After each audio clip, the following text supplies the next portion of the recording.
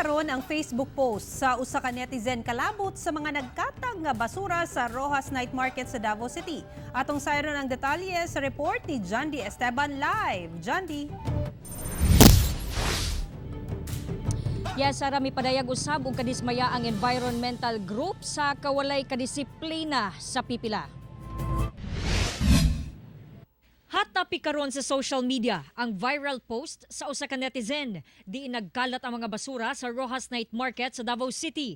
Kadaghanan pulos mga plastic cups. Gisaway ang mga taong pataka og bilin sa ilang mga hugaw nga duol lang man unta ang basurahan. Gikadismaya kini sa environmental group.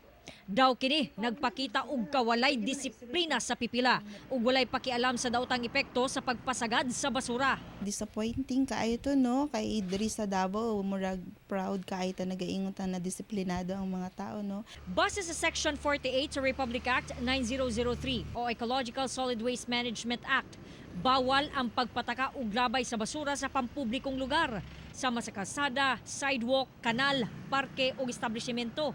Doon na sab kitay local ordinance nga pamultahon og 300 to 5,000 pesos ang masakpang gapataka og labay sa basura. Ang ginahimo namo sa Senro kay naaman tayong mga enforcer, nag-issue mig citation ticket once masakpan ka namo akto, mao man na siya. Kay dili man ta pwede ka issue not unless walay evidence na as proof. Misaka ngadto sa 600 to 650 tons sa basura ang ma-generate sa syudad kada adlaw. Kadaghanan plastic. Samutan pa sa mga taong gapataka og labay. Mga on na sila diha maskin pag naana din ha ang basurahan, walay mga buot gani. So ibilin ra jud na din ha because katupod siya magsalig ba kay namang good mi sweeper na musunod. Mas maayo daw nga mogamit og mga reusable alternative aron mabawasan ang basura sama sa tumbler ug bamboo straw.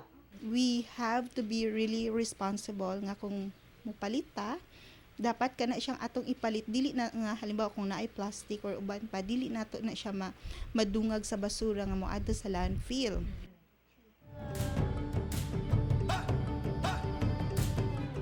Sara, aminado ang Senro nga kulang sila sa personahe o enforcers nga mu-issue og citation ticket sa mga tao nga nagapataka og labay og basura. Pero plano nila karon nga magdugang og personahe pero sumala lagi sa Senro bisan pa man nga kung daghan og enforcers kung ang tao walay disiplina wala gihapoy mahitabo. Sara. Okay, daghang salamat John D. Esteban.